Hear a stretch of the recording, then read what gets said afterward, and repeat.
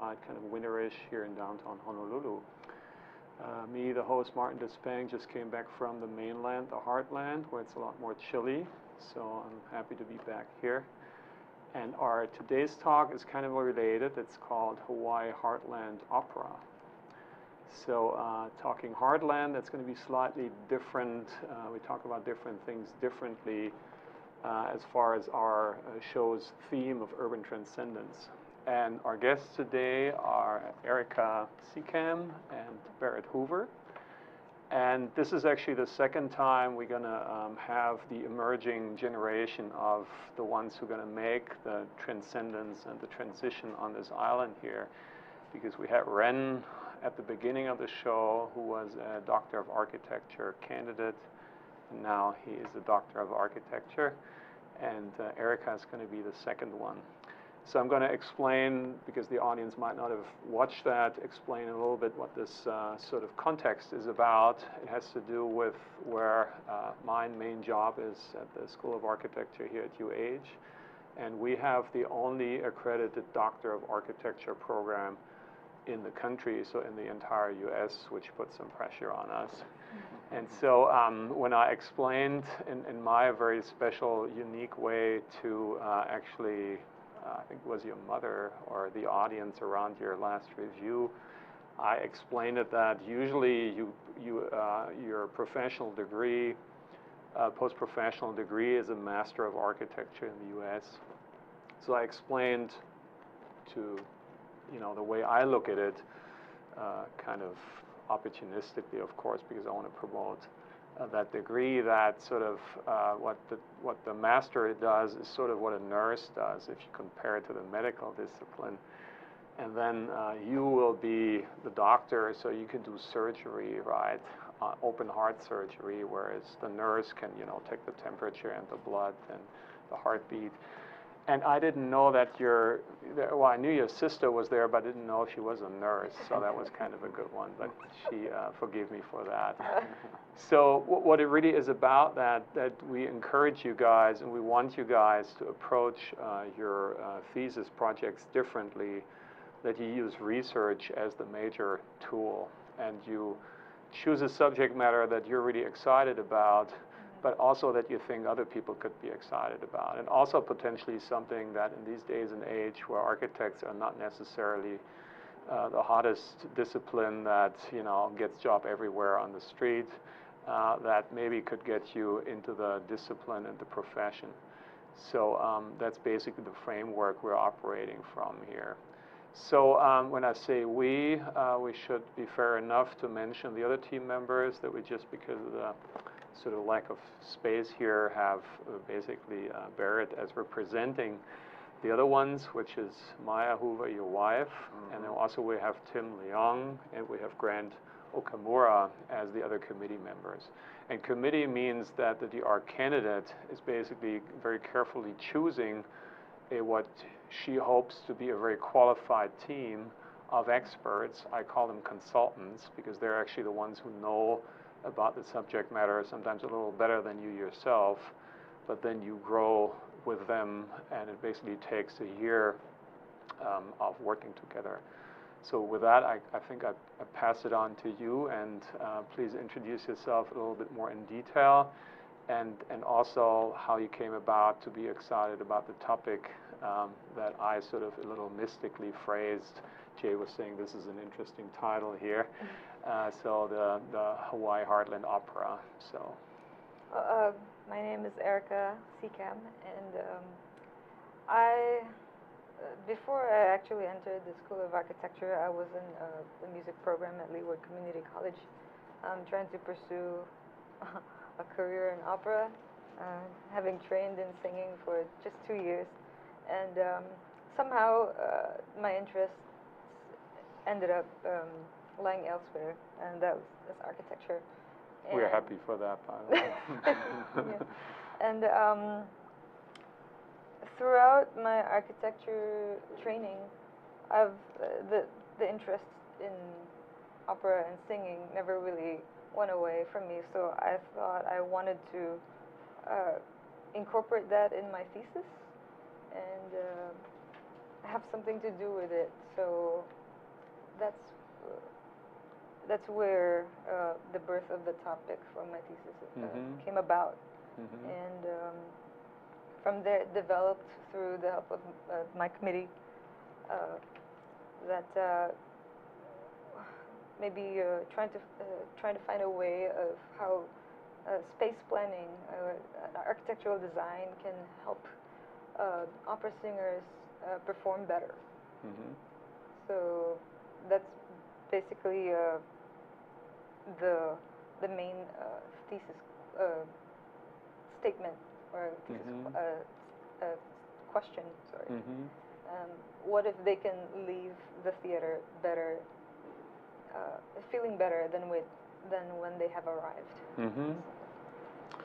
Thank you. So Barett, so you're the, and I love that term we already talked about. You're the artistic administrator. Right. It's not a and I was saying this is contradiction, right? I love the title.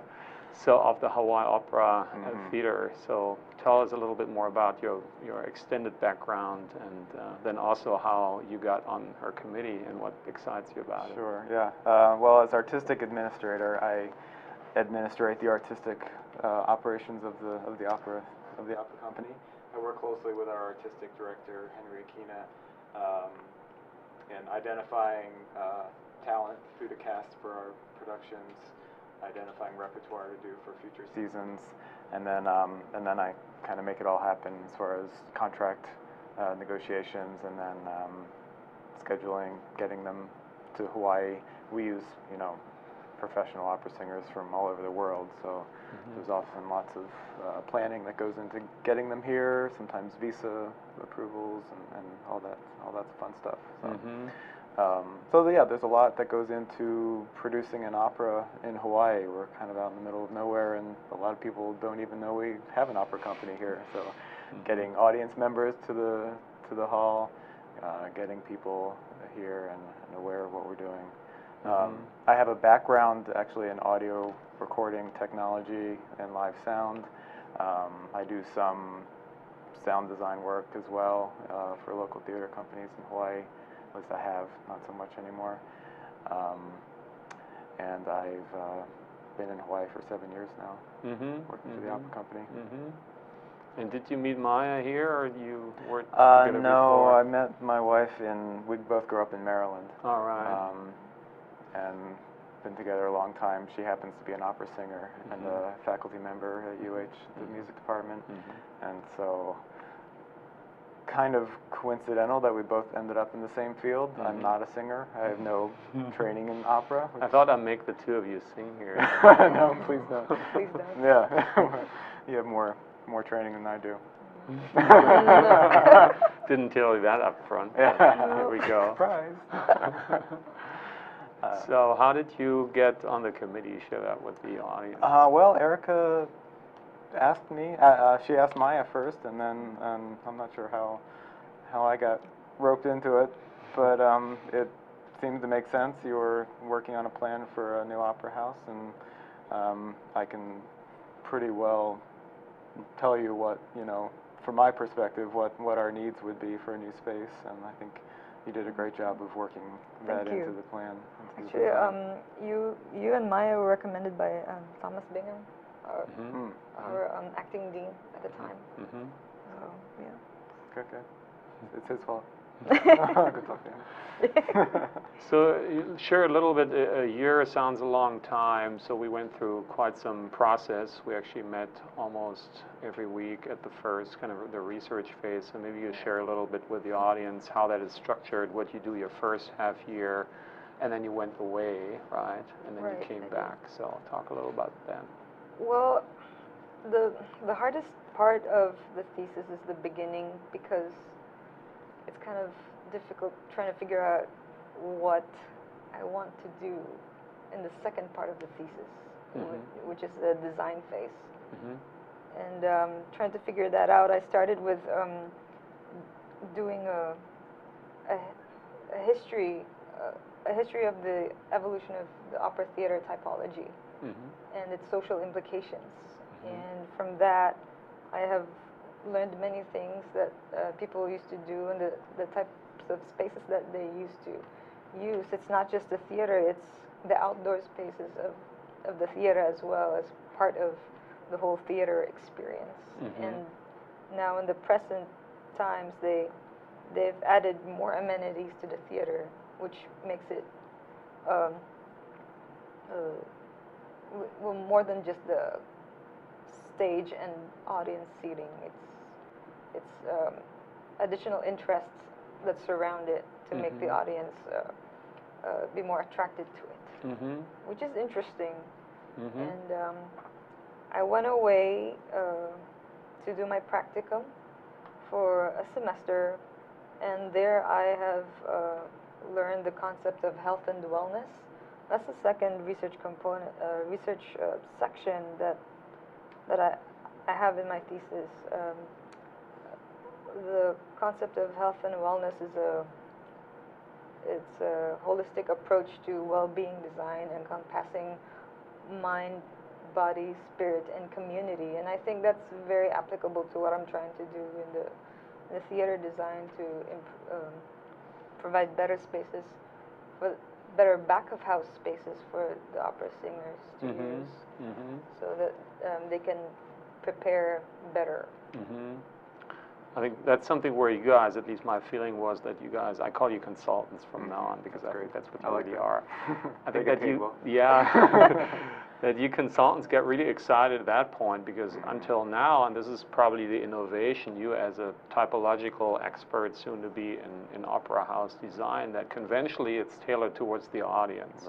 Basically to make it great so the audience comes back, which they should, that's great. But hardly ever the people who actually make this all happen are taken care of, and that became a very strong leg in the design, and you guys inspired that, so maybe you can talk a little bit about that. The back of house, as it's called, is often neglected in theater design. We perform at the Blaisdell Concert Hall, and actually for a space that was built in the late 60s, it's actually not too bad as far as back of house. It has a good number of dressing rooms. You know, it's a little showing its age a little bit, but it's fairly good for that time period. But still, you can tell that wasn't the primary concern when they were building the space. If you look at older spaces like the War Memorial Opera House in San Francisco, it's like a maze back there. You don't know where anything is, so you can tell it's just thrown together and no regard for that sort of thing. So yeah, that's actually one of the things that I've noticed in the case studies that I did of opera theaters, and that's because of the availability of the lot that they have to work within. But in this thesis, I want to take the opportunity to really explore and take advantage of whatever site that I chose to do, and really lay it all out there for the different spaces. So that's almost gets us to how you started off, almost preconceived, and we were cautioning you actually at that time that you said, well, I want to basically retrofit the Blaisdell. And you must have had a good sixth sense, because actually now it's happening. Not to the degree that you would have wanted it, but at least they do the upgrading and the renovation, you know. And so you basically started off like that, but then went on this journey of doing research, as you said, typological research, precedent research, and you had a really fascinating way. And preparing for the show, you had the same dilemma that good researchers have. You said, well, how many pages again does your piece have? How many hundred? I should know, I'm your chair. About 279. Yeah, so roughly 300 pages, right? And they're all valid.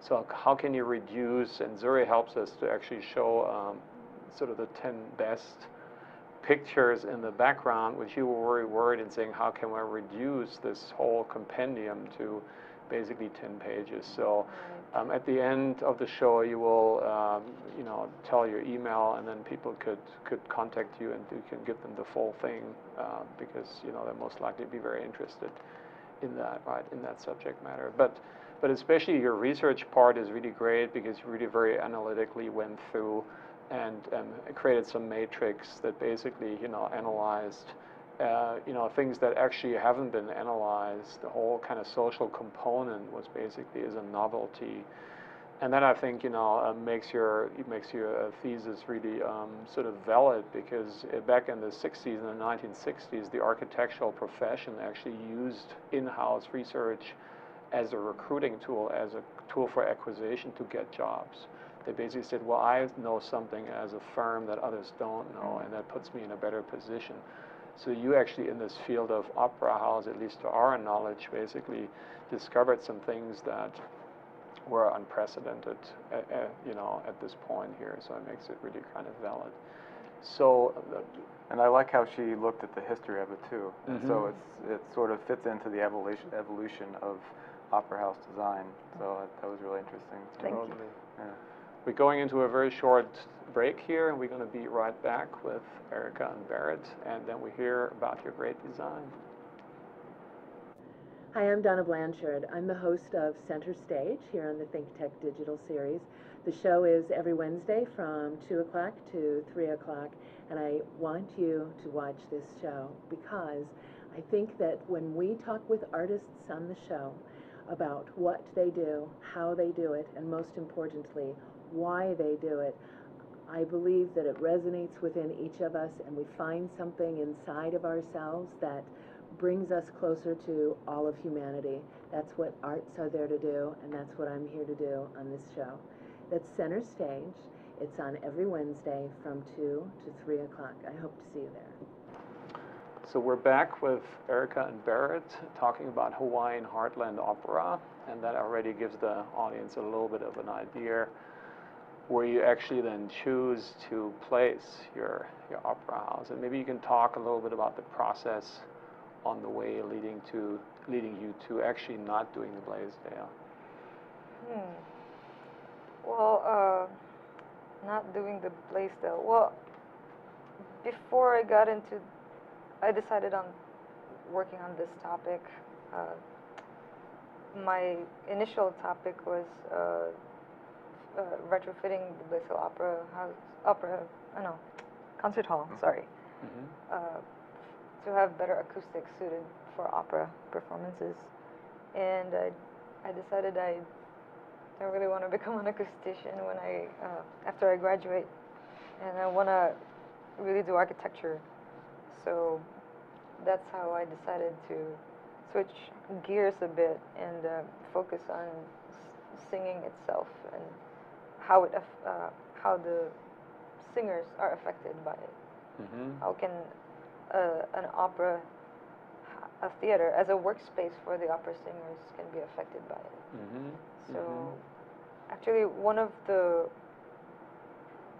main research topics that I did not mention earlier was to identify the physical and psychological problems that opera singers face in order to gain a better understanding of them, because this is who I'm designing the opera for, for the singers, and that through that I was able to identify some of the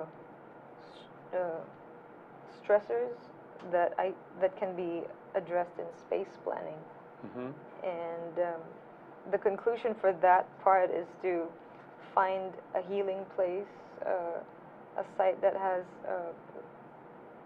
rich in vegetation, therefore the incorporation of biophilia, connection to nature. And that's how I selected the site, which is in Halemano. And that is also, the selection of that site is also through the suggestions from my committee. So that's probably we talk about contradictions of titles and also shows that usually we talk about urban transcendence, so we talk about we got to densify the city, we got to consolidate, we got to stop urban sprawl, we got to do all these things to then keep the country, and you do the agriculture we need to feed us and take care of food security and all these issues which many other shows are touching on as well. So here we go, that there's a young emerging architect who says, well, the opera house is not going to be as traditionally in town where everyone, you know, gets into their car, probably air conditioned because they're all, you know, made up and nicely dressed, and they don't want to sweat, and then they try to find parking, hassle through that, and then they're going to get into the air conditioned opera house, and maybe at that point they forget they're even in Hawaii, because they could do this anywhere in the continental U.S. or in the world. Yeah. So talk a little bit about your vision for a very, very exciting alternative. Well, because the site is known for its flatlands and its ridges and its rich vegetation, the design of the theater is crucial to how that's going to play with the site. And I want to really incorporate the typology here in Hawaii that is used, which is the pavilion, to provide shading and use that in the actual theater space, so that it's using natural ventilation. And actually, this is not a new concept. It's been done before. So I would like to, you know, do the same. Reintroduce that back Yes. to the island. Yeah. Yes, exactly. So how was that in our consultant circles, that kind of sort of transitioning towards that decision? How do you remember that? To be honest, I was very skeptical when she first said we're moving I know, that's your why I'm opera going house there. to Helemano. I thought, well, you know, we have trouble enough getting an audience to see our shows in town, so I thought that might be difficult. After I saw her design, I thought, yeah, when can we move in? Because this looks so great. And then I'm sure you'll talk a little bit about the transportation aspects of getting people out there. I think, you know, there's so much natural beauty in Hawaii, as you mentioned, you know, having something that brings people to the nature and making you realize you are in Hawaii and not just in any other city singing opera, I think really brings that connection. And you've got so much, you know, beauty on the stage, and why not bring that out into the beautiful environment? So yeah, I think that seems to work, the juxtaposition. So maybe you can sort of as a script, almost script the evening of verbalizing the scripting, how a visitor would get to the opera. Maybe you talk about as if you would be on that journey, take the audience on that journey and explain along these lines how you get there and what the mode of transportation is. Okay, well, most of the tourists are in town. So if they were to get to the theater, they can ride a train. I'm proposing a train connecting to the Imua Rail that goes to the central part of Oahu, and it's going to be along Kamehameha Highway. So they can take that train, and then from that point in Kamehameha Highway in Helemano, they can get off and then walk to the theater. The site plan is actually in one of the visuals somewhere. So, and then, yes, there you go. Thank That's you, the Zuri. site plan. Thank you. That's exactly it. So the leftmost drawing is the site plan, where it shows you the proposed train station, and to get to the theater itself, it has two main access points for the public, and one along Kamehameha Highway, and then one along the minor road perpendicular to Kamehameha.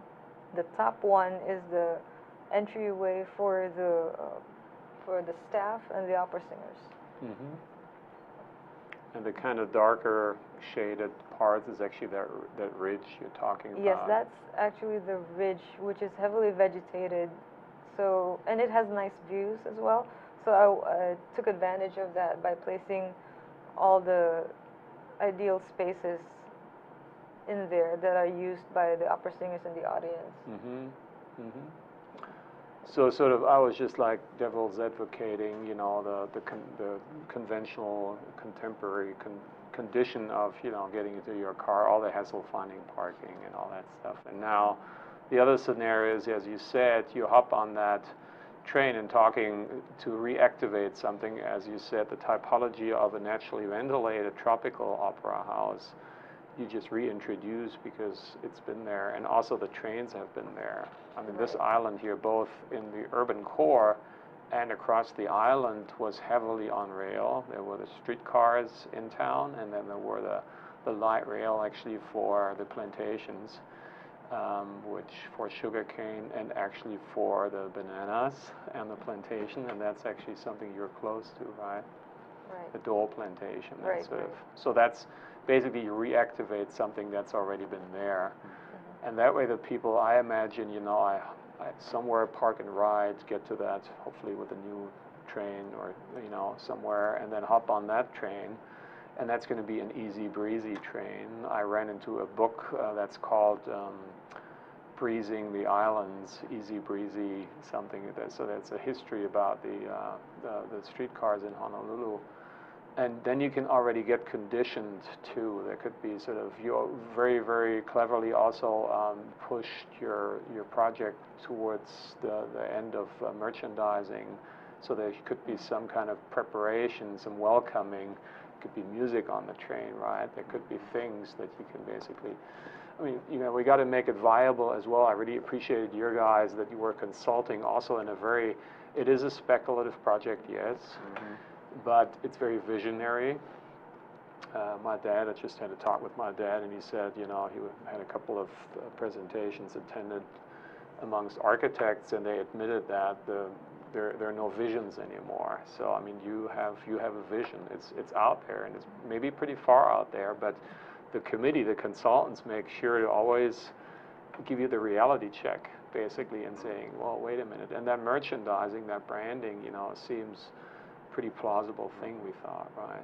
And I think it all ties in together because it's not just about people going to the opera, but it's an event, and it's a great space and a great design and a great, you know, journey to get out there, and it all ties in together. And I think all that is important, and having a space that reflects all that is important. And I think more people are responding to good design and good architecture and things that work.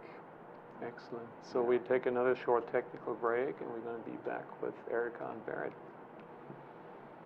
Okay, I'm Jay Fidel, that's Ray Starling. We co-host a show called Hawaii, the State of Clean Energy, every Wednesday, 4 to 5 p.m. It's really interesting. You know, Ray has a way of unzipping these guys. He asks them these questions, and all this stuff tumbles out, and we find out stuff we would never know about without Ray's questions. Thank you, Ray.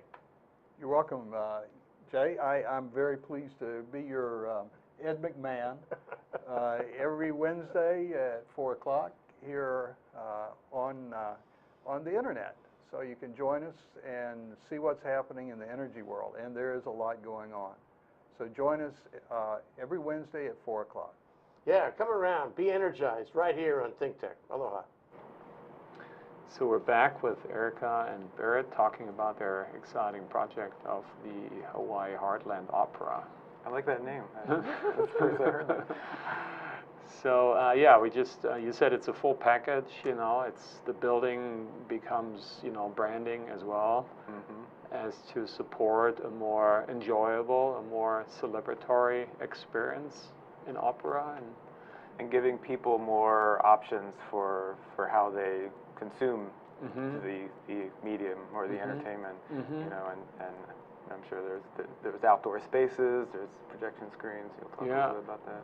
So tell us more about that part that he's referring to. Which one? The outdoor. The outdoor space, the public viewing, yeah, which is actually the background of that's up always in the back. Explain a little bit what that is, because people might say, well, where is actually the opera house? Oh, well, okay. What you see right now is the structure of the fly tower. Fly tower. Fly tower of the theater. And that's, how do I explain that? What's going on is that there's a water feature that is wrapping around the fly tower, which acts as a projection screen for audiences, when the seats are full and they want a standing room, they can drive into the park and just hang out and enjoy opera that way. And yeah, that's one of the strong features of my theater design. And behind that, there's a lot more going on. If one enters the building, if we can see the 4 images of that visual. No, where there are 4 on one page. Yes, there's 4 on one page. So that's the entrance to well, that's the the entrance theater. to. This one, there you yeah. go. Thank you. Right. So the top left would be the entrance, main entry, the entrance hall to the theater. It doesn't really give much of information when you're in there, but once you get around the wall, you're greeted by the retail promenade, which is the photo on the top right, and the outdoor dining spaces, and the bar for the food and beverage on the top right and then bottom left images. And they should give the visitors enough experience, enough interests while they wait for the opera doors to open, with the stage doors to open. And then after that, they get to the lobby, which is also a combination of indoor and outdoor spaces to take advantage of the temperature that we have here in Hawaii. And that is covered by a large berm that's dividing the theater seating and the lobby. And it also acts as a sound buffer to contain the sound within the theater. So using those elements is my way of taking advantage of the site and the slope. So yeah, and there's one picture in there that's actually sort of like the bird's eye view, where actually you see how that building is really nestling in the landscape, and you actually, when you approach a building, when you get off the tram, you have very nicely landscaped, sort of a procession. There is an alley of trees that guides you to the building, but you don't see a building.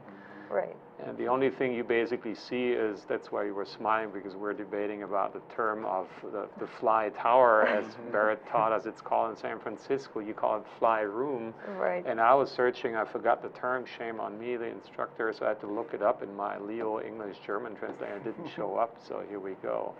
So maybe it needs to be, we need to find another way for you, a very special one, which we think was brilliant, to basically say it's not a building, it's basically a feature, an elemental feature of a water screen that also basically has been proven to work at the expo in 2000 in my hometown in Hanover. They basically had that.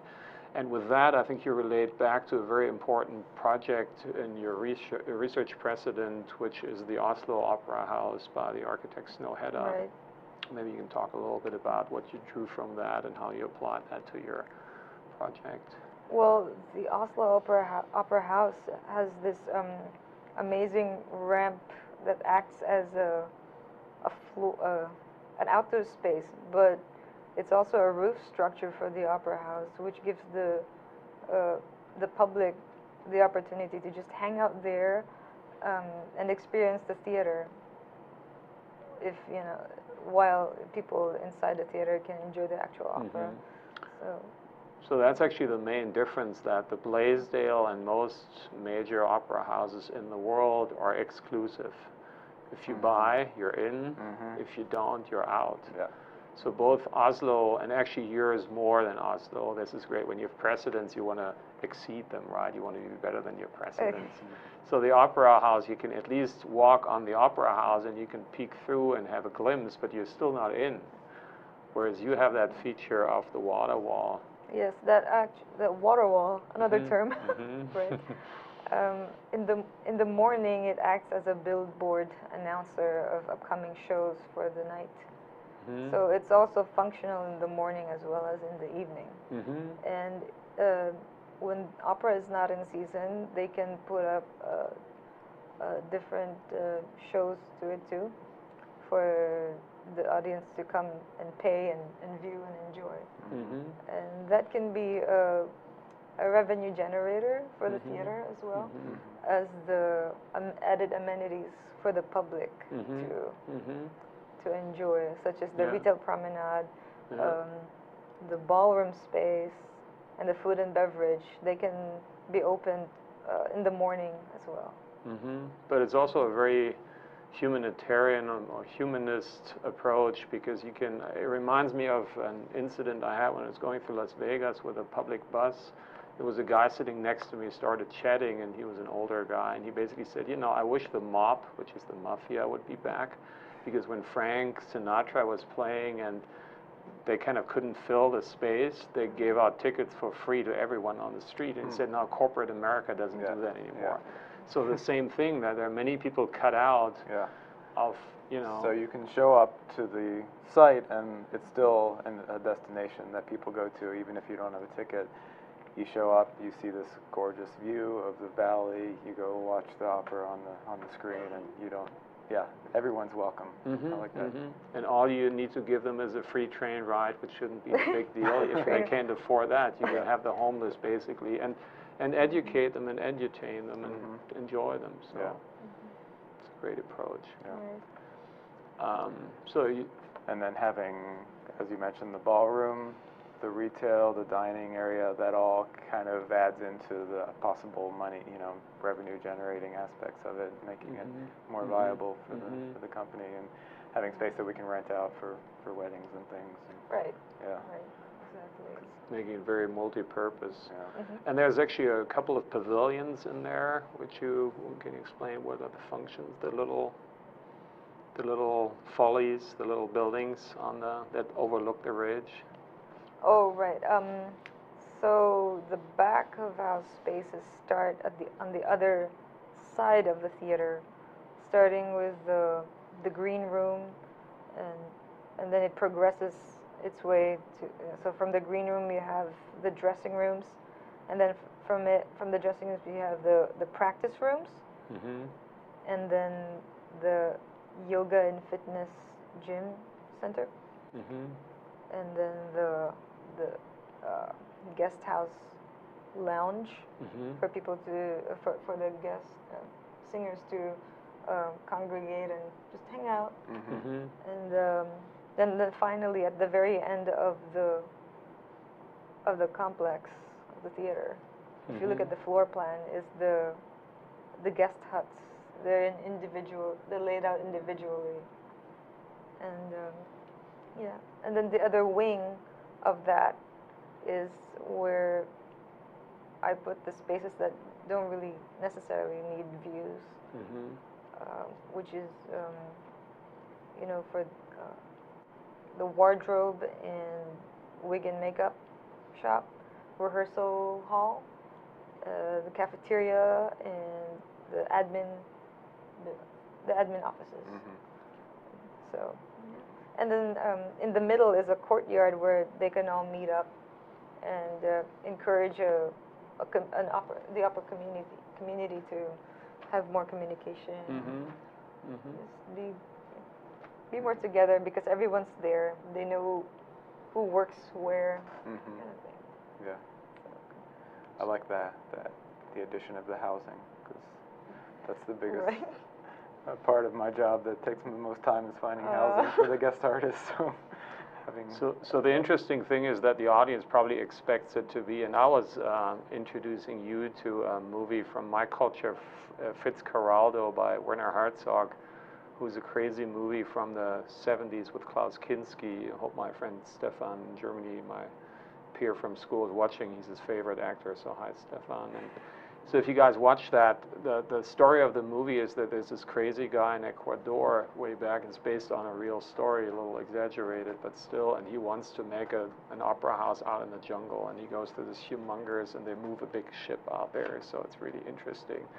Sort of cultural clash as well. We're not saying this is in the middle of the jungle, but it's an interesting thing that as far as urbanistically, really the islands have been sort of very much sort of discriminated as far as development along the edge of it, the perimeter of the island, and that's where we're facing the most challenges as far as climate change, sea water level rising, hurricanes and that stuff. So maybe that leads to sort of a rediscovering of the heartland, of the core of the island, which then if we move people there with public transportation that's basically off the grid and post-fossil, that's not a problem. It's only a problem if we make people drive there. But in your proposal, that's not the case, so it's legitimate to basically do that. So urbanistically, a very clever.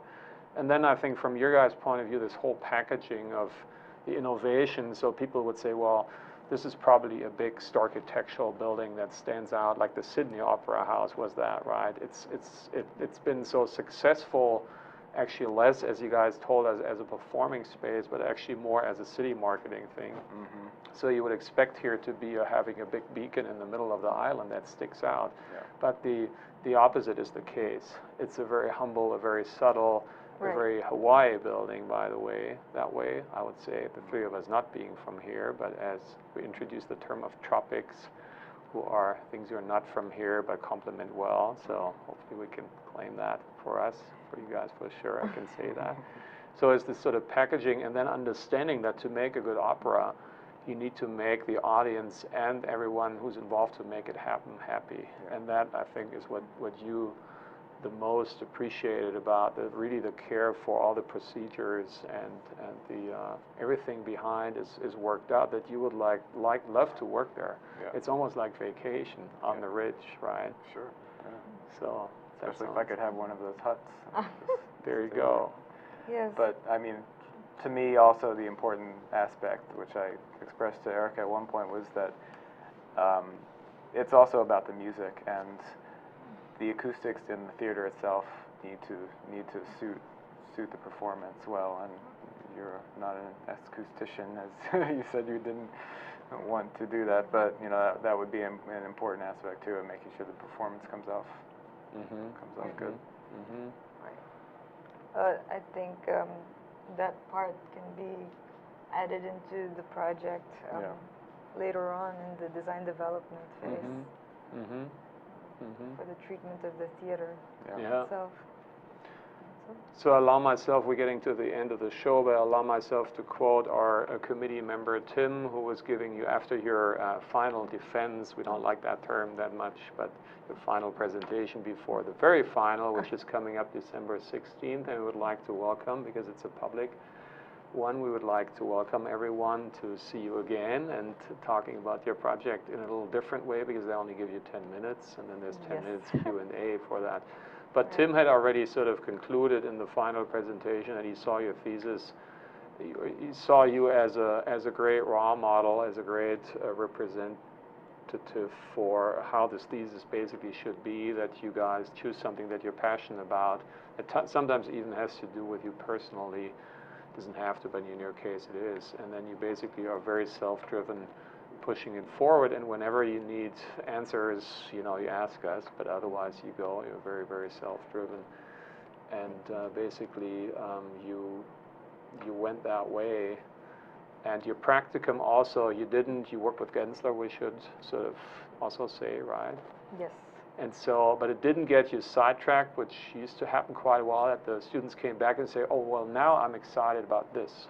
And you got excited about that, but you used it to enforce your project. And I think sort of this well-being, you didn't say, now I'm designing a healthcare facility.